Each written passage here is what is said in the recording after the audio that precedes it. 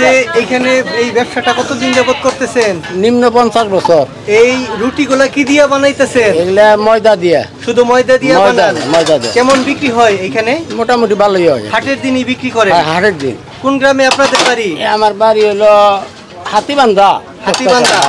এই যে রুটিগুলো আসলে মানুষ কেন খায়, কি আছে এই রুটির মধ্যে? এর মধ্যে প্রচুর ভিটামিন আছে। হ্যাঁ, স্বাদ হয় বেশি। হ্যাঁ, স্বাদ এটা আল্লাহ জানে, চেষ্টা করি আর কি। এখানে এই যে হাটের দিন কেমন বিক্রি হয় আপনাদের এইখানে? মোটামুটি 7-8-9 হাজার টাকা বিক্রি হয়। বিক্রি হয়। এখানে আপনারা কয়জন আছেন এই ব্যবসার সাথে?